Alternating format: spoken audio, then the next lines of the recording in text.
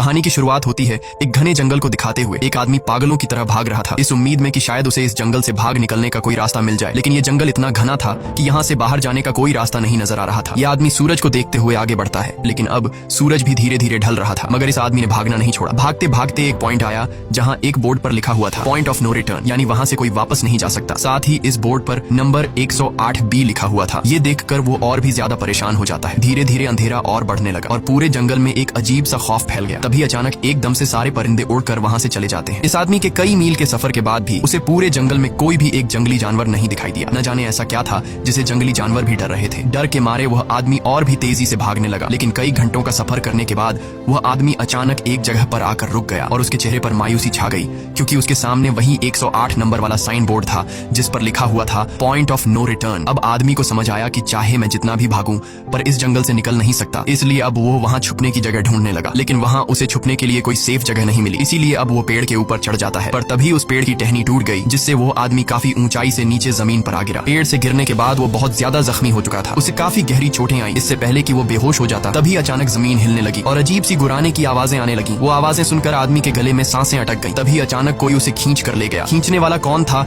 ये नहीं दिखाया गया, लेकिन हमें उस आदमी की दर्द भरी चीखें सुनाई दी गई। इस इंसिडेंट के 6 दिन बाद हमें शहर में मीना नाम की एक लड़की को दिखाया जाता है जो एक बर्ड शॉप में काम करती है। तभी उसका बॉस आता है और मीना को एक गोल्डन पैरट को शहर से दूर एक जू में डिलीवर करने का ऑर्डर देता है। मीना बॉस की बात को मानते हुए अब उस पैरट को डिलीवर करने जाती है। मीना गाड़ी में बैठकर अपने मोबाइल में उस जू का लोकेशन सेट कर लेती है और अपने सफर पर निकल पड़ती है। शहर से बाहर निकलने के बाद वो एक बोर्ड पर बहुत सारे लोगों के मिसिंग फोटोज देखती है, यानी वहाँ पर कई सारे लोग गायब हो चुके थे। लेकिन मीना उन पर ज्यादा ध्यान नहीं देती और आगे बढ़ने लगती है। आगे बढ़ते दौरान मीना शॉर्टकट लेते हुए जंगल के रास्ते से गुजरती है ताकि वो जल्दी से इस पैरट को जू तक डिलीवर कर दे। और वो पहुंच गई जंगल के बीचों बीच। ये वही जगह है जहाँ हम पहले एक आदमी को गायब होते देख चुके हैं। वहाँ आकर मीना बुरी तरह से फंस चुकी थी। वो अपने मोबाइल पर मैप देखती है, लेकिन वहाँ मोबाइल के सिग्नल नहीं आ रहे थे और उसके कार का रेडियो भी काम नहीं कर रहा था। मीना अब वहाँ से वापस निकलने लगी, लेकिन अब उसे वहाँ से बाहर निकलने का रास्ता समझ नहीं आ रहा था। थोड़ी देर बाद मीना की गाड़ी भी खराब हो गई। मीना गाड़ी से बाहर निकलती है और उसे सामने लगा हुआ वही पॉइंट ऑफ नो रिटर्न वाला बोर्ड दिखाई देता है। मीना को कुछ समझ नहीं आता, इसीलिए वो पैरट के पिंजरे को हाथ में लेकर